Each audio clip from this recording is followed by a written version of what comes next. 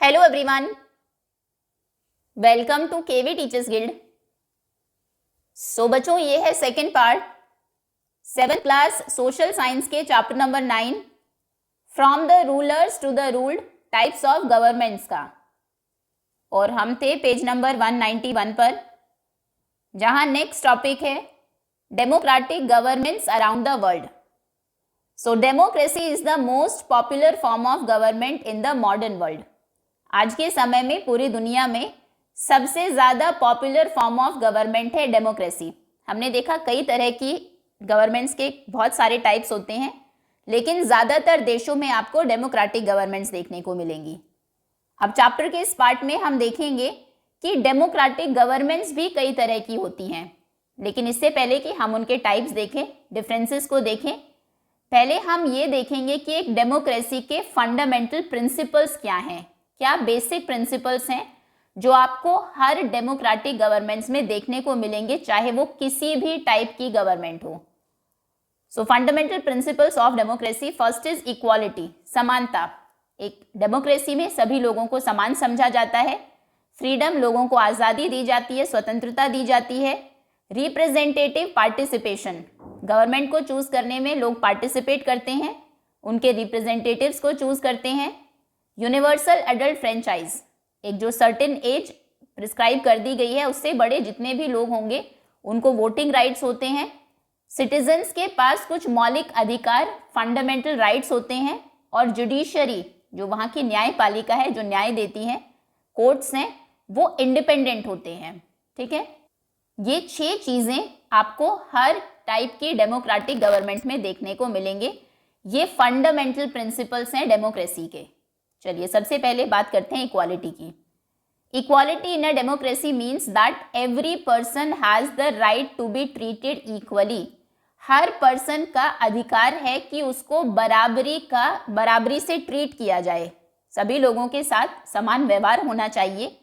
It also means that everyone should have equal access to facilities like education and health. Equality का ये भी मतलब है कि सभी को जो बेसिक फैसिलिटीज हैं इक्वली मिले, चाहे वो एजुकेशन हो या हेल्थ हो। And that everyone is equal before the law, कानून के सामने सब बराबर हो, कानून सब पर इक्वली एप्लीकेबल हो। अगर कोई क्राइम किसी रिच पर्सन ने किया या पुअर ने किया तो दोनों को समान सजा मिले। ठीक है, तो इक्वालिटी का मतलब है कि किसी भी पर्सन को अनफेयरली ट्रीट ना किया जाए, उसके जेंडर के बेसिस पर, रिलीजन, कास्ट या लैंग्वेज या वेल्थ के बेसिस पर। अमीर गरीब हो, चाहे किसी भी कास्ट का हो, किसी भी जेंडर का हो, मेल हो फीमेल हो, सबको इक्वल मानना है, इक्वल अपॉर्चुनिटीज देनी है, एजुकेशन में, हेल्थ केयर में, एम्प्लॉयमेंट में। Okay, next is freedom. अब बात करते हैं स्वतंत्रता की। Freedom in democracy means that citizens have the right to make their own choices and express their opinions. Democracy में फ्रीडम का मतलब है कि हर नागरिक के पास स्वतंत्रता है कि वो खुद से अपने निर्णय ले सकता है, मेक देयर ओन चॉइसेस, और अपने ओपिनियंस को एक्सप्रेस कर सकता है, जो भी उसके विचार है उनको बोल सकता है, व्यक्त कर सकता है। कहने का मतलब है लोग फ्री है, वो बोल सकते हैं, अपने जो उनके फैसले हैं वो खुद से ले सकते हैं और अपने ओपिनियंस को सामने रख सकते हैं बिना डरे। ओके, ये आपको हर डेमोक्रेसी में देखने को मिलेगा। अगर लोग फ्री नहीं हैं, उनको इक्वल ट्रीटमेंट नहीं मिलता, तो वो डेमोक्रेसी नहीं है। ये बेसिक चीज़ें हैं जो आपको डेमोक्रेसी, हर एक तरह की डेमोक्रेसी में मिलेगी, चाहे वो किसी भी तरह की डेमोक्रेटिक गवर्नमेंट हो। अब आते हैं रिप्रेजेंटेटिव पार्टिसिपेशन पर। It means that every person has a right to choose and elect their representatives. इसका मतलब है हर पर्सन के पास अधिकार है कि वो जो उसका रिप्रेजेंटेटिव है, जिसको अपना प्रतिनिधि बनाना चाहता है, जिसको वोट देना चाहता है, वो उसे चूज कर सकता है, उसे इलेक्ट कर सकता है। This is done through the process of election. अब ये कैसे किया जाता है? चुनाव के थ्रू, इलेक्शन के थ्रू। इलेक्शंस होते हैं, लोग जाकर वोट देते हैं, अपने रिप्रेजेंटेटिव को चुनते हैं। Elected representative become a part of the legislature. अब जो लोगों ने रिप्रेजेंटेटिव चुना है वो लेजिस्लेचर का पार्ट बनता है। लेजिस्लेचर आपको याद होगा, इससे प्रीवियस पार्ट में हमने किया था। ये गवर्नमेंट का वो फंक्शन है जो लॉज क्रिएट करते हैं, रूल्स बनाते हैं। ओके, तो फिर वो जो रिप्रेजेंटेटिव्स हम चूज करते हैं वो लेजिस्लेटिव असेंबली में या फिर पार्लियामेंट में जाते हैं, वहां पर हमारे लिए कानून बनाते हैं। Okay, next is universal adult franchise. It grants every citizen above a certain age the right to vote to choose their representative. ये हर एक पर्सन को जो एज है ऑब्वियसली उससे ज़्यादा, जैसे 18 ईयर्स है इंडिया में, 18 साल से बड़े जितने भी सिटीजन्स हैं, नागरिक है, उन सबको अधिकार है कि वो वोट दे सकते हैं और अपने रिप्रेजेंटेटिव्स को चूज कर सकते हैं। अगर किसी भी देश में सिटीजन्स को मना कर दिया गया कि आप तो इस जेंडर के हो, फीमेल को वोटिंग राइट्स नहीं है या फिर इस कास्ट के लोगों को वोटिंग राइट्स नहीं है, तो फिर वो डेमोक्रेसी नहीं कहलाएगी। ये बेसिक प्रिंसिपल है कि यूनिवर्सल एडल्ट फ्रेंचाइज वहां पर होना चाहिए। Fundamental rights of a citizen, जैसे कि right to equality, right to freedom of speech and expression जिनकी हमने बात की, राइट अगेंस्ट एक्सप्लॉइटेशन, कोई भी उनको एक्सप्लॉइट नहीं करेगा, उनका शोषण नहीं करेगा। All are provided and protected in a democracy. Democracy में हर नागरिक को कुछ बेसिक अधिकार होते हैं उसके, जैसे बराबरी का अधिकार, वो उसको हमारा जो कॉन्स्टिट्यूशन है उसने दिए हैं वो अधिकार कि उसको बराबरी से ट्रीट किया जाए, फ्रीली वो खुद को एक्सप्रेस कर सके, बोल सके, कोई भी उसका शोषण ना करे, शोषण के विरुद्ध अधिकार। तो इस तरह के कुछ बेसिक अधिकार हर डेमोक्रेसी में उसके सिटीजन्स को दिए जाते हैं।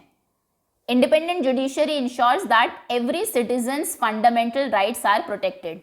जुडिशरी ना लेजिस्लेचर के अंडर काम करती है ना एग्जीक्यूटिव के अंडर काम करती है, वो दोनों ही जो हमारे ये अलग पार्ट्स हैं गवर्नमेंट के उनसे बिल्कुल अलग है, इंडिपेंडेंट है, स्वतंत्र है।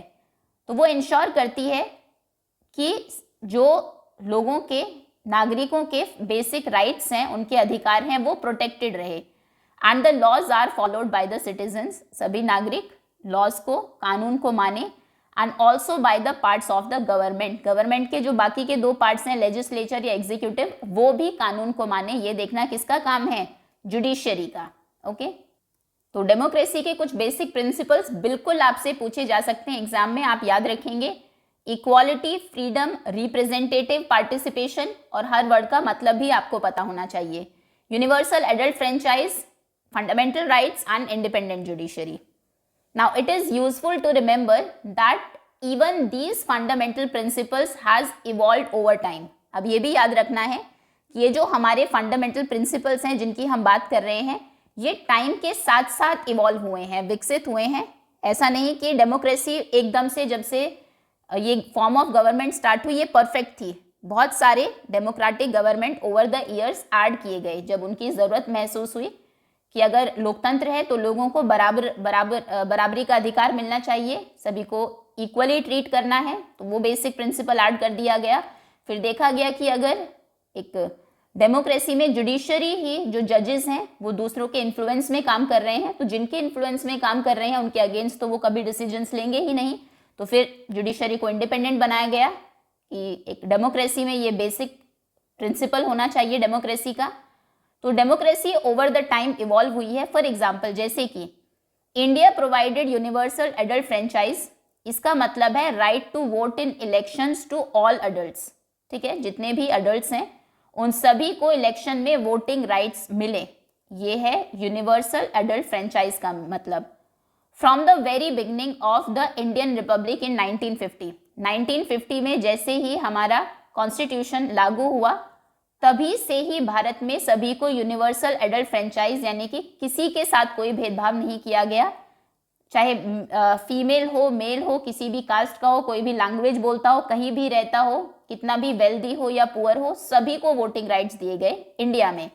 लेकिन दूसरी तरफ स्विट्जरलैंड की अगर हम बात करें, women got the right to vote only in 1971। 1971 से पहले स्विट्जरलैंड में वुमेन को वोटिंग राइट्स नहीं थे, सिर्फ मेन वोट दे सकते थे। ओके, तो यानी कि 1971 से पहले वहां पर भले ही रिप्रेजेंटेटिव्स चूज किए जाते हो, मेन चूज करते हो, लेकिन वो डेमोक्रेसी नहीं कहलाएगी, क्योंकि वो जो बेसिक प्रिंसिपल है डेमोक्रेसी का उसको फॉलो नहीं करती। वहां पर इक्वालिटी नहीं है, ये तो मेल फीमेल में एक तरह से पार्शियलिटी हो गई। अगर उनको वोटिंग राइट्स नहीं है, फ्रीडम भी नहीं है, अगर वुमेन को वोट देने की आज़ादी नहीं है तो वो भी नहीं है, फिर रिप्रेजेंटेटिव पार्टिसिपेशन भी खत्म हो गया। अगर वुमेन पार्टिसिपेट ही नहीं कर सकती, उनके रिप्रेजेंटेटिव्स को नहीं चूज कर सकती, यूनिवर्सल एडल्ट फ्रेंचाइज भी नहीं हुआ, बेसिकली सभी जो बेसिक प्रिंसिपल्स हैं वो कैंसिल हो जाते हैं। तो जो डेमोक्रेसी के बेसिक प्रिंसिपल्स थे वो डिफरेंट कंट्रीज में डिफरेंटली डेवलप हुए। कुछ में वो शुरू से ही थे, जैसे इंडिया में जैसे हम रिपब्लिक बने हमने सभी को वोटिंग राइट्स दी, इक्वली ट्रीट किया। कुछ कंट्रीज में ओवर द टाइम उनको लागू किया गया, इसलिए ये कहा गया है कि फंडामेंटल प्रिंसिपल्स इवॉल्व हुए हैं टाइम के साथ। Clearly the above principles are ideals, ये हमारे आदर्श है कि एक आइडियल डेमोक्रेसी ऐसी होनी चाहिए, परफेक्ट डेमोक्रेसी में ये सारे प्रिंसिपल्स होने चाहिए। लेकिन सभी डेमोक्रेसी इन्हें प्रैक्टिस में not able to put in practice, उनको व्यवहार में सभी जो डेमोक्रेसीज हैं वो नहीं ला सकती है। लेकिन इक्वालिटी की अगर हम बात करें तो ये डेफिनेटली एक इम्पॉर्टेंट प्रिंसिपल है सभी सिटीजन्स के लिए, to keep these ideals in front of them. तो डेमोक्रेसी में जितने भी सिटीजन्स हैं, नागरिक हैं, उन्हें हमेशा इस अधिकार को अपने सामने रखना चाहिए, गवर्नमेंट के सामने रखना चाहिए। अगर नहीं है ऐसा, इक्वालिटी नहीं है सोसाइटी में, तो फिर वो डेमोक्रेसी नहीं कहलाएगी। मतलब कि जो सिटीजन्स हैं वो भी एक बहुत इंपॉर्टेंट रोल प्ले करते हैं डेमोक्रेसी को प्रोटेक्ट करने में। उन्हें अवेयर होना चाहिए, जितने भी सिटीजन्स हैं उन्हें उनके राइट्स, उनके जो अधिकार है डेमोक्रेसी में वो पता होने चाहिए। अब हम आते हैं अपने मेन टॉपिक पर, which is different forms of democratic governance. अब हम देखेंगे डेमोक्रेटिक गवर्नेंस के कौन कौन से अलग अलग टाइप्स हैं। हमने कहा ना डेमोक्रेटिक गवर्नमेंट ज़्यादातर देशों में है लेकिन सभी में एक जैसी नहीं है। Let us now understand the different forms of democratic government around the world. First is direct democracy. ये वो फॉर्म ऑफ गवर्नमेंट है where all the citizens of a country are directly responsible for all the rules, regulations and functions, जिसमें कि देश के जितने भी citizens हैं, जितने भी लोग उस देश में रहते हैं, सभी नागरिक की जिम्मेदारी है कि वो रूल्स रेगुलेशंस बनाएं और गवर्नमेंट के जो फंक्शंस हैं वो उन सब के लिए सीधे सीधे जिम्मेदार है। गवर्नमेंट का काम भी सभी करते हैं, सब मिलकर रूल्स बनाते हैं, रूल्स और रेगुलेशंस बनाते हैं। दे participate in all the decisions directly. देखिए हम जैसे कोई भी 18 साल से बड़ा व्यक्ति जो इंडिया में है उसने वोट देकर एक रिप्रेजेंटेटिव भेज दिया पार्लियामेंट में। अब पार्लियामेंट में जो पर्सन भेजा गया है वो रूल्स बनाएगा उन सब के लिए। आप इनडायरेक्टली पार्टिसिपेट कर रहे हैं डेमोक्रेसी में, तो वो इनडायरेक्ट डेमोक्रेसी हो गई जो जैसे कि इंडिया में है। डायरेक्ट डेमोक्रेसी में सभी लोगों से पूछा जाता है किसी भी डिसीजन लेने से पहले। भारत जैसे बड़े देश में ऑब्वियसली ये पॉसिबल नहीं है, तो यहाँ पर लोग अपने रिप्रेजेंटेटिव्स को नहीं चूज करते कि हम आपको वोट देकर चुनते हैं, आप हमारे लिए फैसले लेंगे, रूल्स बनाएंगे, हमारी जो प्रॉब्लम्स हैं उनको सॉल्व करेंगे। वो ये सब काम खुद ही करते हैं। तो मतलब कि डायरेक्ट डेमोक्रेसी में सिटीजन्स डायरेक्टली पार्टिसिपेट करते हैं डिसीजन मेकिंग में। In contemporary times some kinds of this form are followed in few countries. अगर आज के समय की हम बात करें, इस तरह की डेमोक्रेसी कुछ एक कंट्रीज में फॉलो की जाती है, जैसे कि स्विट्जरलैंड। इसके एग्जांपल्स बहुत कम मिलेंगे आपको, क्योंकि मॉडर्न कंट्रीज अगर आप देखेंगे, ज़्यादातर कंट्रीज इतनी बड़ी होती है, उनमें इतने लोग रहते हैं कि डायरेक्ट डेमोक्रेसी पॉसिबल नहीं है कि आप हर आदमी से डिसीजंस पूछे।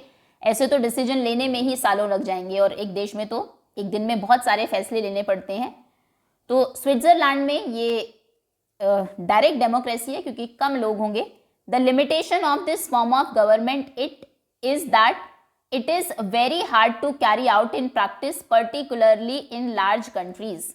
तो डायरेक्ट डेमोक्रेसी क्यों नहीं है, इसकी क्या एक कमी है, क्या एक लिमिटेशन है कि इसको प्रैक्टिस में लाना बहुत ही मुश्किल है, स्पेशली जो बड़े देश हैं उनके लिए। जस्ट एज वी सॉ, वो जो स्कूल वाला एक एग्जाम्पल हमने देखा था ना, जब आप पढ़ रहे होंगे उसको ज़रूर याद रखिएगा।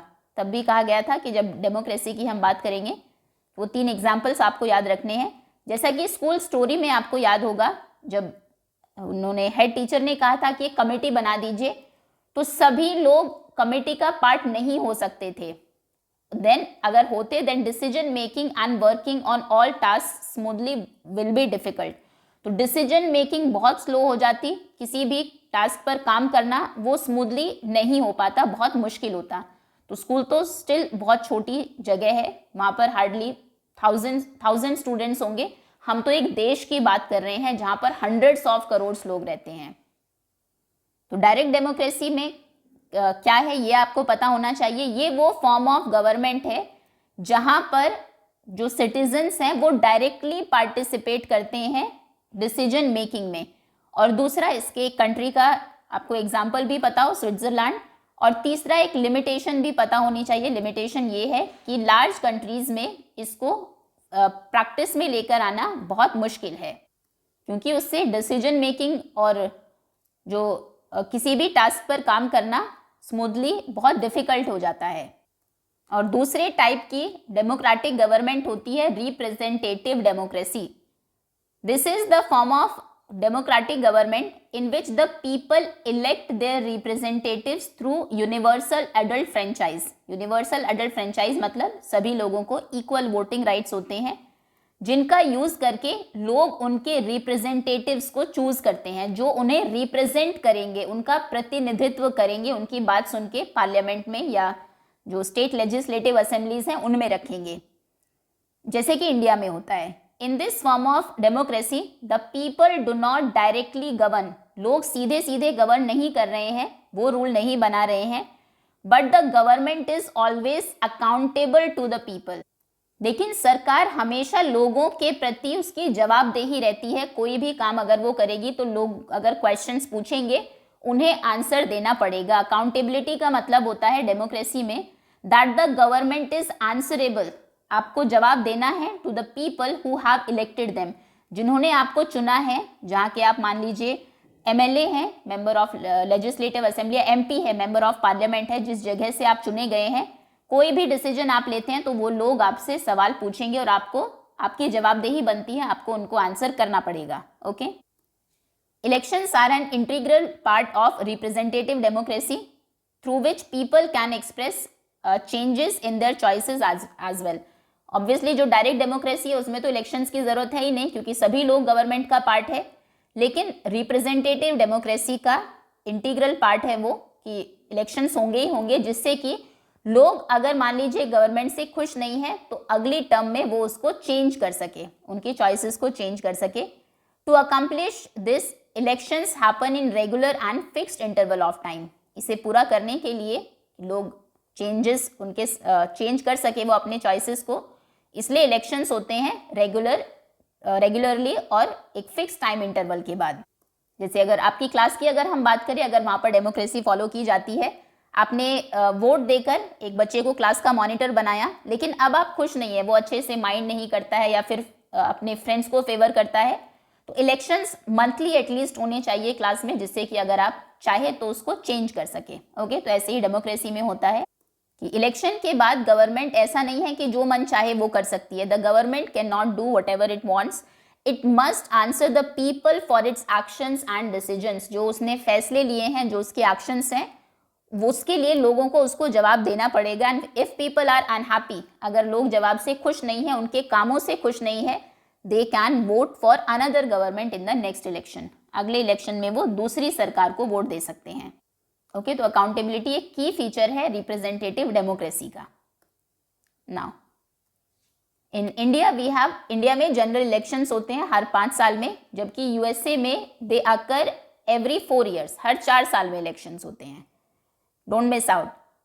जैसे कि हमने स्टार्टिंग में ही कहा था, democracies have evolved over time. धीरे धीरे समय के साथ डेमोक्रेसी परफेक्ट हुई है and so have their characteristics.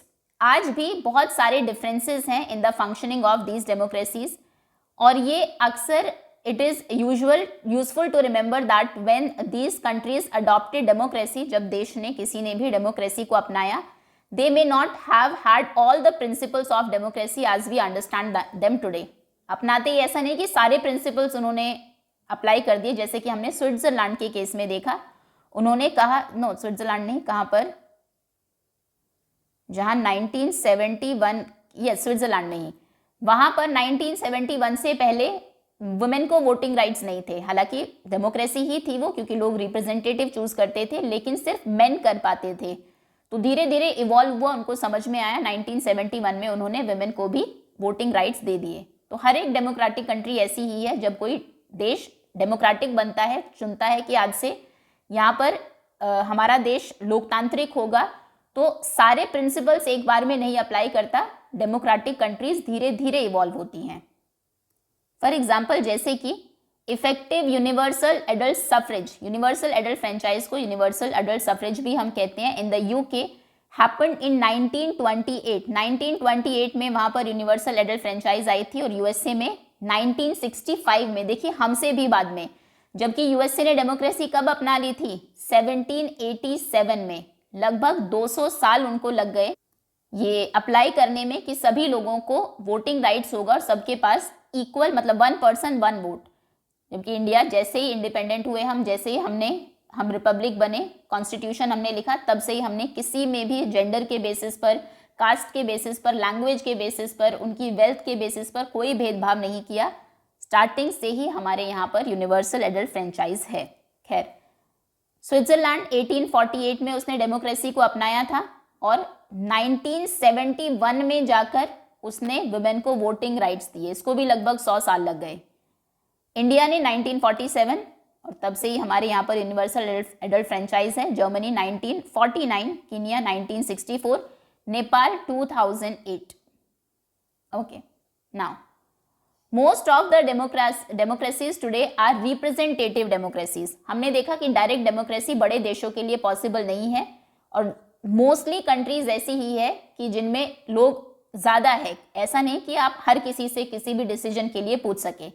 तो मोस्ट ऑफ द जो डेमोक्रेसीज जितनी भी हैं, एक दो को छोड़कर, वो रिप्रेजेंटेटिव डेमोक्रेसी ही है। लोग वहाँ पर वोट करके उनके रिप्रेजेंटेटिव्स को चुनते हैं, सरकार तब बनती है। But every democracy functions differently. लेकिन फिर भी ऐसा नहीं कि ज़्यादातर उसमें अगर रिप्रेजेंटेटिव डेमोक्रेसी है तो सब एक ही तरह से काम कर रही है। रिप्रेजेंटेटिव डेमोक्रेसी भी अलग अलग तरह से फंक्शन करती है। यहाँ पर 2 फॉर्म आपको दी है रिप्रेजेंटेटिव डेमोक्रेसी की। देखिए, सबसे पहले हमने देखा कि टाइप्स ऑफ गवर्नमेंट, कई तरह की गवर्नमेंट के टाइप्स हैं, जिनमें से डेमोक्रेसी भी एक है, उसमें ऑटोक्रेसी भी आती है, मोनार्की भी आती है, जिनके बारे में हम बाद में पढ़ेंगे। फिर डेमोक्रेसी के भी 2 टाइप्स हैं, रिप्रेजेंटेटिव और डायरेक्ट। अब रिप्रेजेंटेटिव के भी 2 पार्ट्स आप देख रहे हैं, पार्लियामेंट्री डेमोक्रेसी और दूसरा है प्रेसिडेंशियल डेमोक्रेसी। तो सबसे पहले बात करते हैं पार्लियामेंट्री डेमोक्रेसी की, जो इंडिया में भी है। In this form of government the members of the executive are also part of the legislature. देखो, ये इंपॉर्टेंट है समझना, इसीलिए लेजिस्लेचर तो हम समझ जाते हैं जिन्होंने कानून बनाया। एग्जीक्यूटिव में हम जनरली कंफ्यूज रहते हैं, क्योंकि जो लेजिस्लेचर का पार्ट है, जो हमारे पार्लियामेंट में मेंबर्स ऑफ पार्लियामेंट एमपी बैठे हैं, उन्हीं में से कुछ एग्जीक्यूटिव का पार्ट भी होते हैं। वहां पर कानून बना दिया गया, मान लीजिए कि अब से 14 ईयर्स से छोटे सभी बच्चों को फ्री में एजुकेशन दी जाएगी। ये कानून बन गया पार्लियामेंट में। उसको इम्प्लीमेंट कौन करेगा? इम्प्लीमेंट करेंगे जो एजुकेशन मिनिस्टर होंगे इंडिया के, वो उस टाइम पर जो भी थे। अब एजुकेशन मिनिस्टर एक मेंबर ऑफ पार्लियामेंट भी है, एमपी भी है। मतलब जब कानून बन रहा था वो लेजिस्लेचर का पार्ट भी थे, और क्योंकि उनके पास मिनिस्ट्री है तो वो एग्जीक्यूटिव का पार्ट भी है। तो पार्लियामेंट्री डेमोक्रेसी में यही होता है, कानून बनाने वालों में से कुछ एग्जीक्यूट करने वाले भी होते हैं, सभी नहीं, कुछ एक लोगों को मिनिस्ट्रीज दे दी जाती है। कोई हेल्थ मिनिस्टर है, जितने भी लोग पार्लियामेंट में बैठे हुए हैं उनमें से कोई एजुकेशन मिनिस्टर है, कोई एक्सटर्नल अफेयर मिनिस्टर है, कोई जो फाइनेंसेस को देखेंगे फाइनेंस मिनिस्टर है। तो वहां पर उनसे रिलेटेड, उनके डिपार्टमेंट से रिलेटेड जितने भी कानून बनेंगे उनको वही एग्जीक्यूट करेंगे, वही लागू करेंगे देश में। ओके, जैसे कि इंडिया में the prime minister and the council of ministers are also member of the parliament. जैसे हमने अभी बात की कि इंडिया में जैसे प्राइम मिनिस्टर है, प्राइम मिनिस्टर एग्जीक्यूटिव का भी पार्ट है, वो कानून लागू भी करते हैं, और जो पार्लियामेंट है उसका पार्ट तो है ही, बनाने में भी वहीं पर होते हैं। ऐसे जो काउंसिल ऑफ मिनिस्टर्स हैं, जिनकी अभी हम बात कर रहे थे, finance minister, education minister, health minister and welfare minister, women welfare या ट्राइबल वेलफेयर के जो मिनिस्टर्स हैं, उनकी जो काउंसिल होती है वो सभी मिनिस्टर्स भी एमपीज होते हैं, तो वो मेंबर ऑफ पार्लियामेंट भी होते हैं और उनके पास मिनिस्ट्री भी होती है, यानी कि वो लेजिस्लेचर का पार्ट भी है, एग्जीक्यूटिव का पार्ट भी है। होपफुली ये समझ में आ गया होगा आपको। इंडिया में लोग जो वोट हम देते हैं, हम लेजिस्लेचर को चूज करते हैं। ओके, मान लीजिए लोकसभा के 543 मेंबर्स को हमने चूज किया, देश में हर जगह पर इलेक्शन हुए, 543 मेंबर्स गए लोकसभा में, पार्लियामेंट का पार्ट है लोकसभा और राज्यसभा दो। अब वो 543 में से कुछ लोग ऐसे होंगे जो मिनिस्टर्स होंगे, ध्यान रखिएगा सभी 543 नहीं। जैसे अगर अभी के टाइम की अगर हम बात करें, मिनिस्ट्री ऑफ डिफेंस है श्री राजनाथ सिंह, वो एक मेंबर ऑफ पार्लियामेंट भी है, एमपी भी है, लेकिन उनके पास जितने भी डिफेंस से रिलेटेड जो कानून पास होंगे उन्हें अप्लाई करना, उन्हें लागू करवाना उन्हीं की जिम्मेदारी है।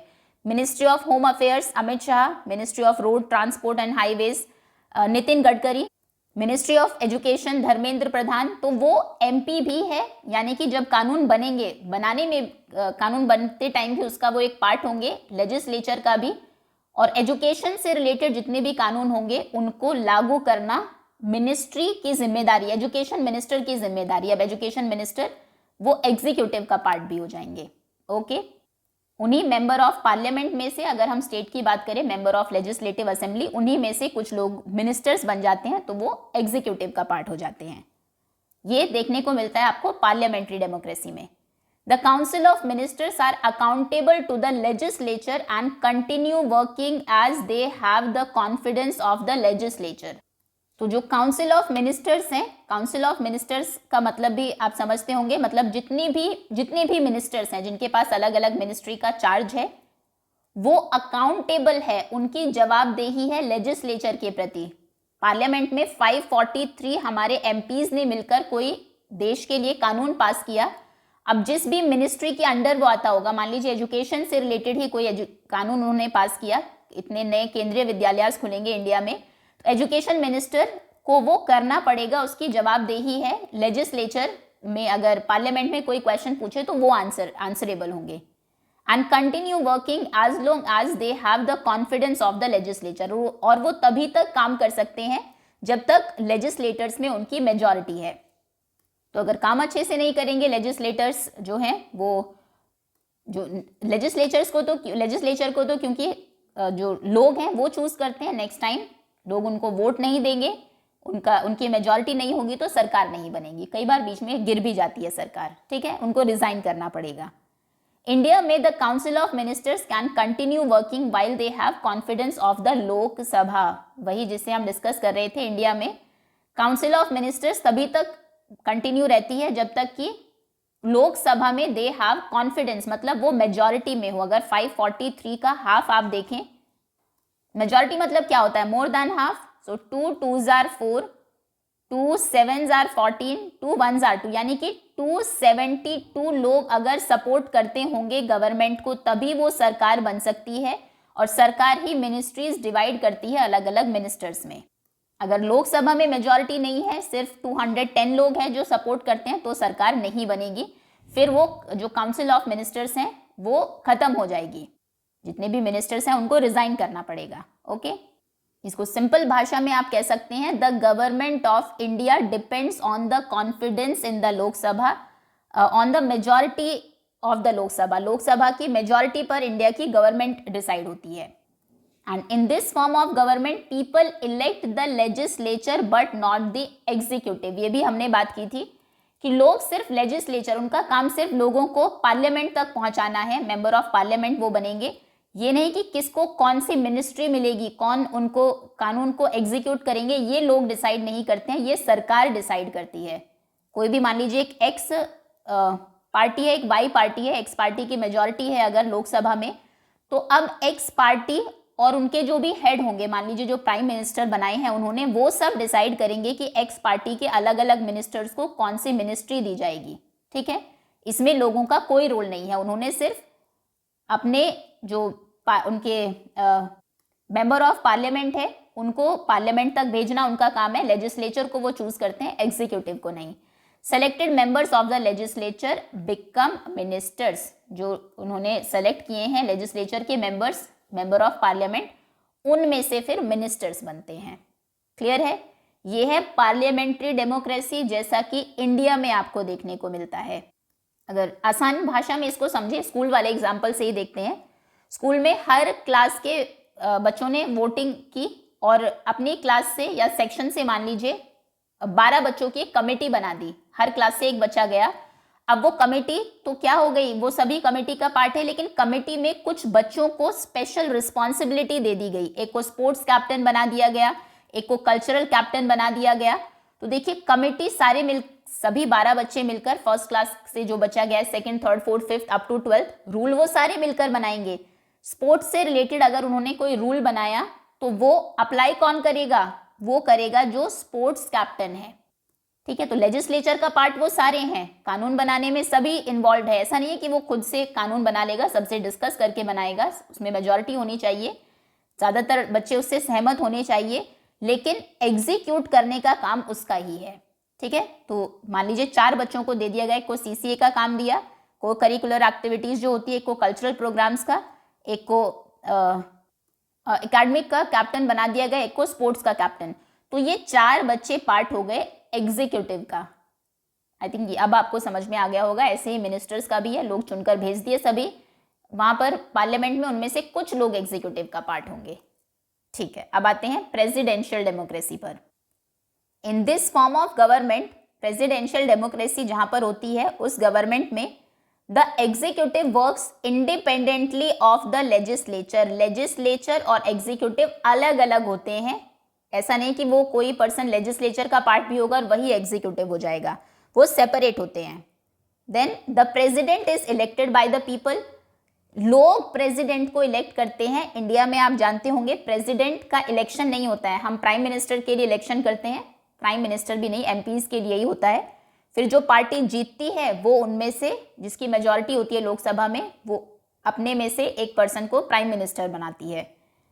तो वहां पर प्रेसिडेंट के लिए इलेक्शन होता है। The president does not need to have the confidence of the legislature for his or her position.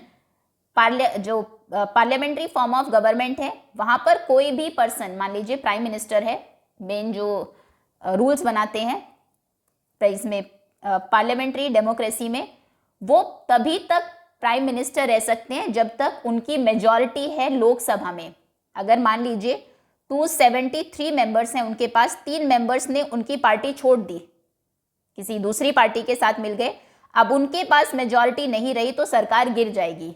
ऐसा आपको प्रेसिडेंशियल डेमोक्रेसी में देखने को नहीं मिलेगा। प्रेसिडेंट अगर 4 साल के लिए चुना गया है तो वो 4 साल तक फिक्स्ड रहेगा, वो अपनी पोजीशन इसलिए नहीं लूज करेगा, कोई दूसरे कारण हो सकते हैं, लेकिन इसलिए नहीं क्योंकि लेजिस्लेचर उससे डिसएग्री करती है या लेजिस्लेचर उसके फेवर में नहीं है। ठीक है, ये बड़ा ही कॉमन क्वेश्चन है कि आपको बोला जाएगा राइट 3 डिफरेंसेस और 4 differences between parliamentary democracy and presidential democracy. तो पार्लियामेंट्री डेमोक्रेसी में एग्जीक्यूटिव पार्ट होते हैं लेजिस्लेचर का, प्रेसिडेंशियल में दोनों इंडिपेंडेंटली काम करते हैं, सेपरेट होते हैं। यहाँ पर पार्लियामेंट्री डेमोक्रेसी में प्राइम मिनिस्टर हेड होते हैं सरकार के, प्रेसिडेंशियल में प्रेसिडेंट होते हैं। देन पार्लियामेंट्री डेमोक्रेसी में सरकार में बने रहने के लिए लेजिस्लेचर का सपोर्ट चाहिए, तब तक ही सरकार रहेगी जब तक लोकसभा का कॉन्फिडेंस है। इंडिया की हम बात कर रहे हैं, जबकि प्रेसिडेंट को कोई जरूरत नहीं है लेजिस्लेचर के कॉन्फिडेंस की, उसका खुद का इलेक्शन होता है, प्रेसिडेंट को लोग चूज करते हैं और एक बार वो चुना गया तो फुल टर्म के लिए रहेगा। फिर एक एग्जाम्पल आप दे देंगे, जैसे पार्लियामेंट्री डेमोक्रेसी इंडिया में है, प्रेसिडेंशियल डेमोक्रेसी है यूएसए में, अमेरिका में, वहां पर प्रेसिडेंट के इलेक्शंस होते हैं। Okay, now in some countries like India, states, अब ये दूसरा टॉपिक है उससे रिलेटेड नहीं है, states within the country such as Rajasthan और केरला और उत्तर प्रदेश और महाराष्ट्र, हर जगह की अपनी खुद की गवर्नमेंट भी होती है। एक पूरे देश की सरकार होगी जिसे हम यूनियन गवर्नमेंट ऑफ इंडिया कहते हैं, एक हर राज्य की सरकार होगी जो स्टेट गवर्नमेंट होती है, but they are not completely independent. लेकिन स्टेट की सरकार पूरे तरह से इंडिपेंडेंट नहीं है, they are still governed by larger national government, union government of India उनको गवर्न करती है। ठीक है, जो डिफरेंस है between democratic government have different structures, इनको हाँ जो बेसिक डिफरेंस है इनको टेबल 9.1 से समझ आएगा आपको। ये देखिए what do this term mean, पहले टर्म्स देख लेते हैं, ये हम पहले भी डिस्कस कर चुके हैं। वैसे एग्जीक्यूटिव का क्या मतलब है, the executive is the organ of the government, ये सरकार का वो ऑर्गन है। सरकार के 3 ऑर्गन्स होते हैं, एक कानून बनाने वाले, एक उसे लागू करने वाले और एक देखने वाले कि सब लोग उसको फॉलो कर रहे हैं या नहीं। तो एग्जीक्यूटिव वो ऑर्गन है जो रिस्पॉन्सिबल होता है फॉर इम्प्लीमेंटिंग द लॉ, कि कानून अच्छे से इम्प्लीमेंट हो, लागू हो। But the process of its election is different in different countries. कैसे उसको इलेक्ट किया जाएगा, उसका प्रोसेस अलग अलग है हर देश में। इंडिया में कैसा है, इंडिया में लोगों ने एमपीज को चूज किया, सारे एमपीज में से जिसकी सरकार बनेगी, जो मेजॉरिटी में होगी पार्टी, वो अपने मेंबर्स में से कुछ को एग्जीक्यूटिव बना देती है। दूसरा है लेजिस्लेचर, एक बार पढ़ लेते हैं फिर यहाँ पर इनमें डिफरेंसेस देखेंगे टेबल के थ्रू। लेजिस्लेचर होता है is the body of the government which is responsible for making laws. इसका मेन काम है कानून बनाना। लेजिस्लेचर बनाती है, एग्जीक्यूटिव एग्जीक्यूट करती है। It is known by different name in different countries. अलग अलग देशों में से अलग अलग नामों से जाना जाता है। हम भारत में इसको पार्लियामेंट कहते हैं, यूएसए में इसको कांग्रेस कहा जाता है, और ज़्यादातर डेमोक्रेसीज में इट हैज़ 2 हाउसेस। इसके 2 हाउसेज होते हैं, अपर हाउस और लोअर हाउस। जैसे इंडिया में है लोकसभा लोअर हाउस है, राज्यसभा अपर हाउस है। Next, upper house and lower house अभी डिस्क्राइब किया गया है। तीसरा ऑर्गन नहीं बताया इसमें, जुडिशरी। आई थिंक अब डिफरेंसेस देख, चलो अपर हाउस लोअर हाउस भी देख लेते हैं। ज्यादातर कंट्रीज में जो लोअर हाउस है is elected by the direct voting. जैसे इंडिया में लोअर हाउस कौन सा है, लोकसभा। लोकसभा के लिए इलेक्शंस होते हैं, ठीक है, लोग डायरेक्टली उनको चूज करते हैं। And is generally more powerful then the upper house. Lok Sabha ज्यादा पावरफुल होती है अपर हाउस से, क्योंकि वहां पर रिप्रेजेंटेटिव्स चुनकर गए हैं, ठीक है। भले ही उसका नाम अपर हाउस हो, लेकिन ज्यादा पावरफुल लोअर हाउस होता है, which is formed either by election और नॉमिनेशन। जो अपर हाउस है वो या तो इलेक्शन से चुनते हैं लोग उनको, या नॉमिनेशन से नॉमिनेट कर देते हैं। किसी पर्सन ने स्पोर्ट्स में बहुत अच्छा किया, किसी दूसरे फील्ड में अच्छा किया, तो जो प्रेसिडेंट है उनके पास पावर है, वो नॉमिनेट करके लोगों को राज्यसभा का मेंबर बना सकते हैं। These houses are known by different names in different countries. Upper house और लोअर हाउस के भी अलग अलग देशों में अलग अलग नाम है। जैसे इंडिया में हम लोअर हाउस को कहते हैं लोकसभा, अपर हाउस को कहते हैं राज्यसभा। और लोकसभा ज्यादा पावरफुल है, लोकसभा में लोग इलेक्शन के थ्रू जाते हैं। क्लियर है। अब सेपरेशन ऑफ पावर क्या है, means that the 3 organs of the government, सरकार के 3 ऑर्गन्स हैं, कानून बनाने वाले, एग्जीक्यूट करने वाले और उनको देखने वाले कि वो सभी लोग उसको फॉलो करें। दे वर्क इंडिपेंडेंटली, एक दूसरे से बिल्कुल इंडिपेंडेंट है ये। And do not interfere in each others function, एक दूसरे के कामों में दखल अंदाजी नहीं करते हैं, इंटरफेयर नहीं करते हैं, ठीक है, एक दूसरे पर डिपेंडेंट नहीं है। आपने कानून बना दिया, उनका काम खत्म, अब एग्जीक्यूट करने में उनका कोई रोल नहीं रहेगा। एग्जीक्यूट कर दिया, लागू कर दिया, जुडिशरी का काम है उसको देखना, ठीक है, जो फॉलो नहीं कर रहे हैं उनको पनिश करना। उसमें लेजिस्लेचर और एग्जीक्यूटिव जो है वो इंटरफेयर नहीं करेंगे उसके कामों में। ओके, तो यहाँ पर लेजिस्लेचर को थोड़ा सा डिटेल में डिस्क्राइब किया गया है। ये वो है जो कानून बनाती है, अलग अलग देशों में अलग नामों से जाना जाता है। इंडिया में पार्लियामेंट कहते हैं, यूएसए में उसको कांग्रेस कहते हैं। कांग्रेस वो पार्टी से रिलेट नहीं करना है, वहाँ पर जहाँ पर कानून बनते हैं उस जगह का नाम कांग्रेस है। और ज़्यादातर डेमोक्रेटिक कंट्रीज में इसके 2 पार्ट्स होते हैं लेजिस्लेचर के, एक अपर हाउस एक लोअर हाउस। इंडिया में अपर हाउस जो है उसको राज्यसभा कहते हैं, लोअर हाउस को लोकसभा। और जनरली लोअर हाउस में लोग इलेक्शंस के थ्रू आते हैं और वो ज़्यादा पावरफुल होता है। तीसरा, सेपरेशन ऑफ पावर भी डेमोक्रेसी का एक बेसिक प्रिंसिपल है कि वहां पर तीनों ऑर्गन्स इंडिपेंडेंट होते हैं। अब देखते हैं टेबल को। Now different forms of democratic government, executive, legislature और जुडिशरी तीनों को हम देखेंगे। इंडिया में एग्जीक्यूटिव कौन होते हैं, उसमें प्राइम मिनिस्टर्स हैं और काउंसिल ऑफ मिनिस्टर्स हैं। लेजिस्लेचर में लोअर हाउस है लोकसभा, जो ज्यादा पावरफुल है अपर हाउस राज्यसभा से।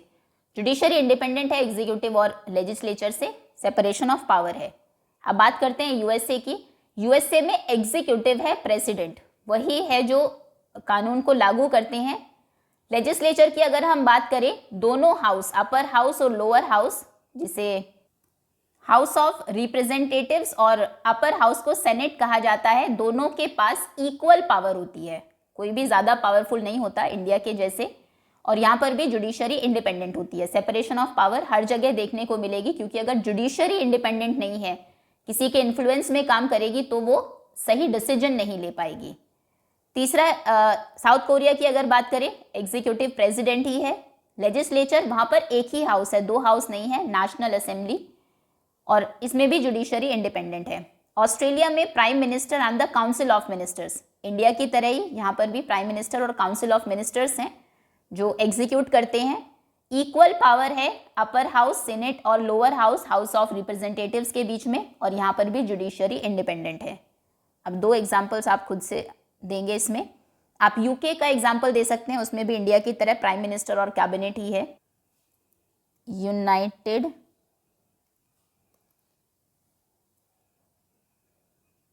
Kingdom, okay. एग्जीक्यूटिव कौन है जो एग्जीक्यूट करते हैं? प्राइम मिनिस्टर और उनकी जो कैबिनेट होती है, एंड कैबिनेट ऑफ मिनिस्टर्स। फिर इसमें 2 हाउस है, और इंडिया के जैसे ही हाउस ऑफ कॉमन्स यानी कि लोकसभा, वो ज़्यादा पावरफुल है, is more powerful than house of lords, okay. 2 houses होंगे, राइटिंग थोड़ी ऐसी है, थोड़ा सा देख लेना। House of commons and house of lords. House of lords से ज़्यादा हाउस ऑफ कॉमन पावरफुल है। और तीसरा, इसमें तो सेम ही होगा सभी में, जुडिशियल, आई थिंक हमने ओके नाम इधर लिखना था, एक सेकेंड। यहाँ पर आप कंट्री का नाम लिखेंगे UK, then PM and cabinet. 2 parts हैं, House of Commons is more powerful than House of Lords और इंडिपेंडेंट जुडिशरी, ओके। नेक्स्ट, एक फ्रांस का एग्जाम्पल आप दे सकते हैं। फ्रांस में प्राइम मिनिस्टर और प्रेसिडेंट दोनों एग्जीक्यूटिव का पार्ट होते हैं, एंड प्रेसिडेंट। इसमें नेशनल असेंबली और सीनेट 2 वो है, और दोनों इक्वली इंपॉर्टेंट है। 2 हाउसेस हैं, national assembly and senate, okay. और जुडिशरी तो इंडिपेंडेंट आपको हर एक डेमोक्रेसी में मिलेगी। नाउ ब्लैंक्स हमने फिल कर दिए हैं, ठीक है। The exercise must have given you an understanding that different forms of democratic governments have different ways of formation। अलग अलग जो डेमोक्रेटिक गवर्नमेंट है अलग तरह से फॉर्म हुई है, उनके स्ट्रक्चर्स अलग है, फंक्शनिंग अलग है। इसी के साथ जो रिलेशनशिप है तीनों ऑर्गन्स के बीच में इज ऑल्सो डिफरेंट, वो भी डिफरेंट है। हालांकि एक चीज़ हमें कॉमन देखने को मिली सभी में, कि सभी डेमोक्रेसीज में जो जुडिशरी है वो इंडिपेंडेंट है। But as we read in the beginning, जैसा हमने देखा कि कुछ कैरेक्टरिस्टिक्स हैं, जैसे equality, freedom, universal adult franchise remains the same in all democracies. ये सभी डेमोक्रेसीज में आपको सेम देखने को मिलेंगे। And that's all students based, okay. ये इंपॉर्टेंट क्वेश्चंस नहीं है। नेक्स्ट जो टॉपिक है, अ पीक इनटू हिस्ट्री, इसको हम कवर करेंगे नेक्स्ट पार्ट में। अभी के लिए इतना ही। होपफुली डेमोक्रेसी के डिफरेंट टाइप्स, उसके बेसिक प्रिंसिपल्स, ये सभी कॉन्सेप्ट्स आपको बहुत अच्छे से समझ में आ गए होंगे। Thank you so much for watching.